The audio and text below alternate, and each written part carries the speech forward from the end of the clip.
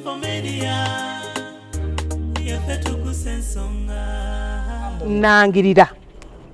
Nangira mu linnya lya Yesu oyo w'amaanyi. Nangira mu linnya ly'abajjajja ab'amaanyi. Nangira ekirango kye ntaddeko SB4 omwaka guno gwagwa sikuyise Salongo mala busawo. Pasa bugembe wetegeke ogenda kujja emisambo wali ebulenga batekewe kanisa. Ababuuzaako mu butongole nze Salongo Sebunya oba Salongo SB4. Webale mukama tata webale byokola nsimye buli aliko bwali sana kwebaza webale tata webale mukama tata webale byokola nsimye buli aliko bwali sana kwebaza webale.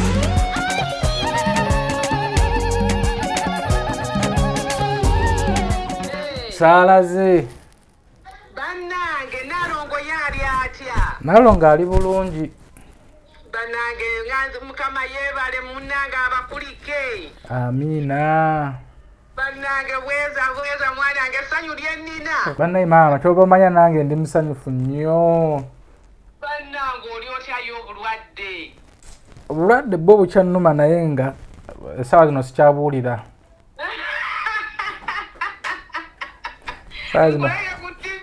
Hey. Ayenze. Banne webale kunsabira maama. Munnange okuzaala bagamba luba lutalo lwennyini. Munnange webale nnyo emwe kulikayo ne taata kakubuuzeeko. Bannange mumpeeko. Taata wuuno buza ku mutabani wo SB4 azadde abaana balungi. Mulakanioko. Tambwegudde. Wangi taata? Katonda yebale bambi. Amina. Mwana omulenzi. Mwana omulenzi? Abasoga tugamba Kanioko.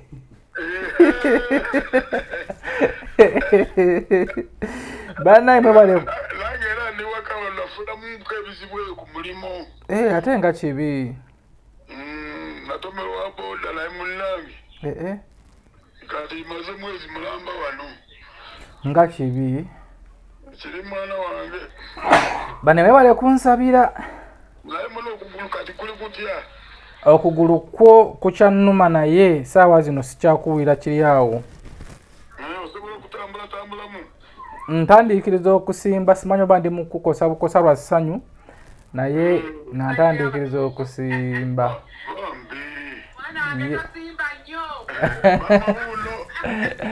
Kale maama.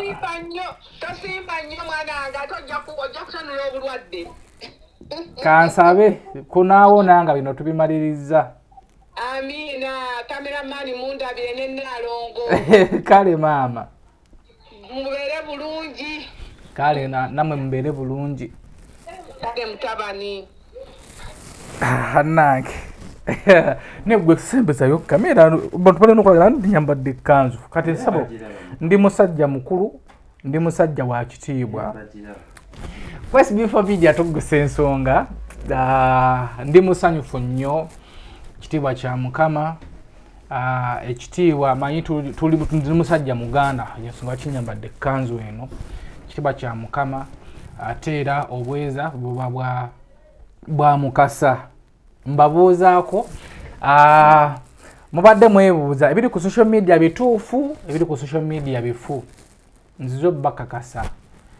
Tuve mu bino birijjo ebitambula ebizungazunga ebiri ku social media bituufu nze naye postinze era essaawa zino ababuuzaako mu butongole nze Salongo Sebunya oba Salongo SB4 amasimu agankubiddwa okuva ekiro kya leero wonna paka ku makya ga leero esimu ze ndisiivinga ku njozaayoza. Bannange mwenna abanjozaayozezza sisobola simanyi ebigambo olumu bibula ebikubeebaza naye ntegedde nti walayi nina emikwano. Tegedde nti abantu munjaga nina abala bansindikidde wano mobile money waliwo abakyala bali eyo basosera bankubirako n'abampereza bwana emico 200 ngula obugoye bw'abaana nange kuzaalanga kunyuma gagano 200 ngula obugoye bw'abaana nange naye nga ebyaddala ndi Salongo sometimes kasokulawo n'olowooza nakaabyemu n'olunaku lw'eggula amaziga ne gampitamu naye nga lwaki lwassanyu basukana bapostinga nazadde SB4 yazadde bakapostinga n'emirundi ng'esatu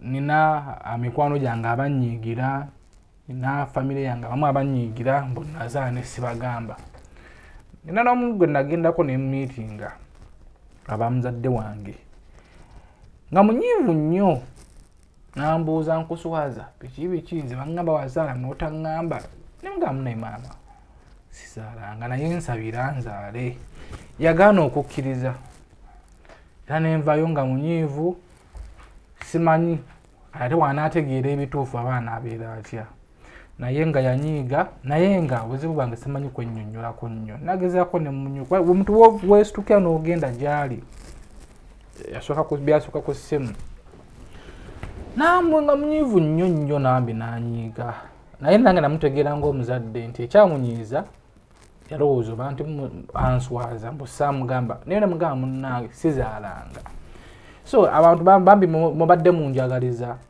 mubadde mupostinganga buli kaseera buli lunaku nti ono yazadde naye nga waliwo ate abamu bebikosa naye nga mwenna ababadde bakosebwa nga mmanyi nti nazaala ne sibagamba zo official bagamba nti nakazaala tebibadde byangu tujja banyumiza olutabaalo luno ne Nalongo tumusabire Nalongo ye mugumu nnyo amaanyi agalina nabadde mmanyi oba nali mmanyi nti omuntu wazaala bw'ati amaanyi gamubula ne Nalongo mugumu amaanyi agalina era kyemmanyisa bannyo wenva wano ngenda mu ddwaliro gyali nze saasobodde kusulayo manyi nti abeera biwanvu n'abasawo naye nga nasaba nnyo tesiko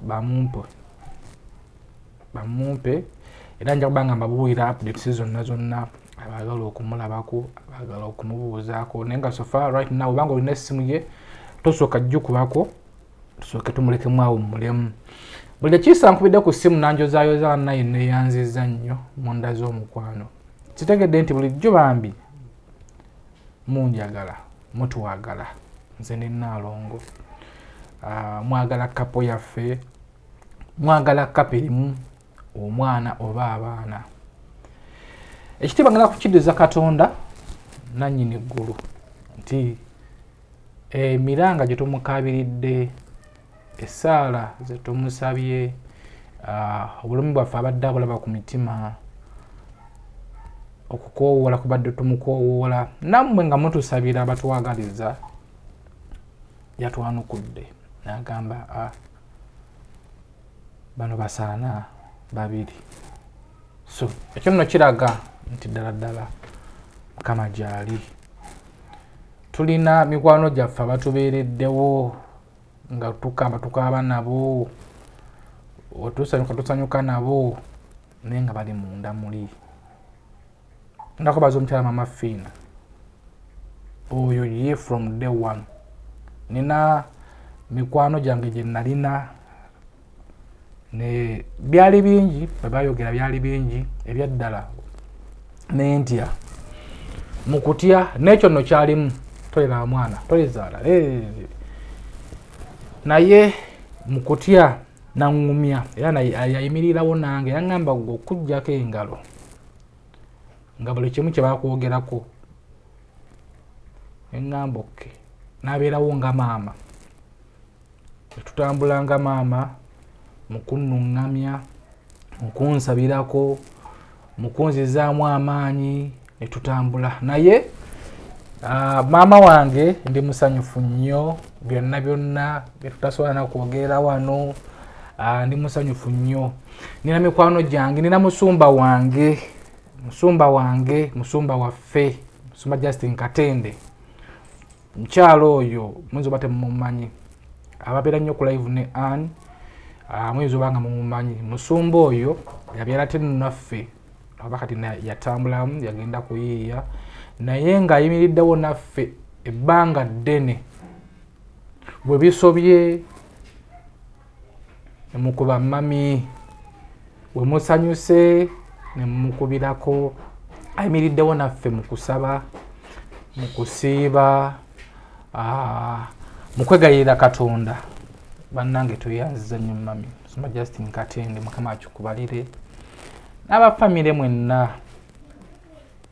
mwenna ababadde nga mutusabira mikwano gyaffe mulimu mikwano gyaffe gye tutamanyi nga mmwe muli eyo nga tetubamanyi naye nga mutusabira. I remember it was her birthday we are receiving ekirabo kye ng'ali kumpewo njogera ku Nalongo n'afumye wansi n'akaaba n'agamba nsaba Mukama atuwa abaana. Oba oli awo mu kulowooza kwaffe twali tumanyi nti Mukama yatwerabira naye abantu bangi era bennalaba baavaayo ne batusaasira olina kupira kasimu nti nga batulagirira ogendako wano naye nga ffe twekasa kimu nti Mukama babanga gyali nga yeyatutonda nga yatwagaza tubeere ffenna emyaka gino gye tuwangadde ajja tuwa omwana ffenna nga tetumanyi tagenda natuwa abaana katumanyi nti mwana naye bingi nnyo bensobola okwogera katusabe Nalongo ali bulungi tujja banyumizaamu olutabaalo sanyu lyetuna lingi asanyukiddamu naffe tubeebaza mutulaze nti kituufu bulijjo mutwagaliza abatwagaliza mwenna bannange tweyanziza nnyo tujja babuulira abaagala okulaba ku Nalongo naye nga sofa nzo bagamba nti abaana bakyali mikono gy'abasawo so kati gwoyinza okujja ng'ozze kulaba ku Nalongo bana njagala nnyo Nalongo nga tusikavayo mu ddwaliro olunaku lwaliro oba enkya tujja babuulira ewaka mujje tusanyuke naye nga jangu ng'ozze sanyuka naffe bambi kuba lino okukula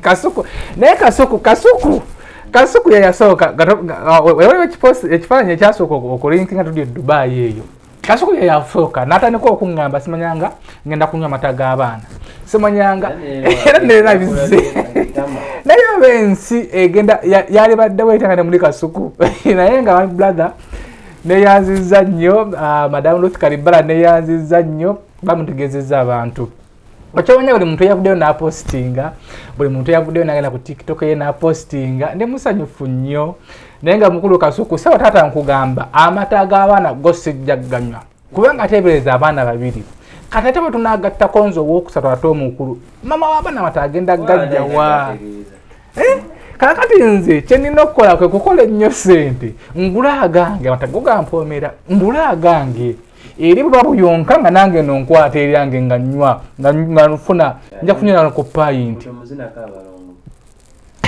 nange naye nga byebyo ndi musanyufu nnyo mwebale kutusabira mwebale kunsabira mwebale bule yabaayo n'agamba nti abambi SB4 Mukama yali baddamuwa ebyaddala bye balabanga abasoose gwe naye gwali eyo essanyu lye walina ng'ofunye first born gwo kati ate nze ndikubesamu emirundi ebiri nsaba Mukama ampadde abaana bano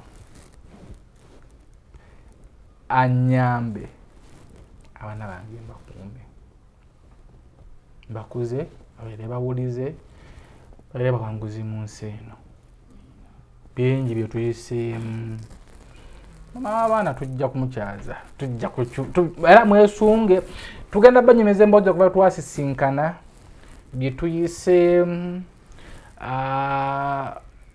tuyiseemu ng'ali lubuto bannange mbadde mbeegayira abaana ba social media dala ku TikTok walanga omukazi ali olubuto bambi nabanga akoze ekikyamu toddanga kumpewo n'omuvuma ate namwe abasajja n'ofunisa omwana w'abendi olubuto n'omuddukako bannange omukyala ono omuzito oba omukyala w'olubuto tabeera mwangu naye olina kumutegeera era mpa credit abasajja babeerawo ne bakyala baabwe nga bali bambuto mbawa credit anyway tujja kubeera nga ngenda babuulira buli kimu kinaatambula abaagala okulaba ku Naalongo ojja babuulira naye nga ndi musanyufu nnyo era okuva n'olwayiro abadde alina essimu yange ennamba yange nga eri mu ssimu yo nga basevingako SB4 Media kyusa teekako Salongo SB4 genda nkole process ekyendaga muntu ngikyusa kubeerako Salongo SB4 passport kwino kubako Salongo SB4 buli kimu amanya galina okukyuka kate waliwo amateeka galina nkyasoma bulungi mami enda bwa mama fiino ono nkyayina okusoma bulungi amateeka aga Salongo kwegamba ennyambala ekyukamu makanzu mugalaba tulina eyitwawula ku mmwe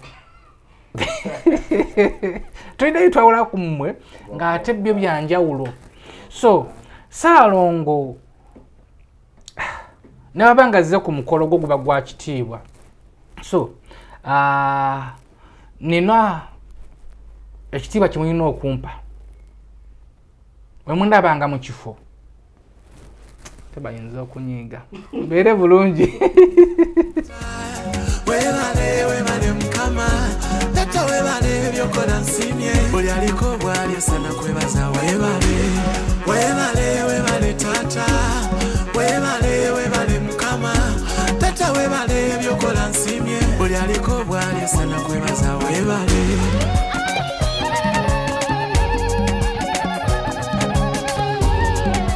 How to subscribe for monthly Extreme Wi-Fi. Dial *125#.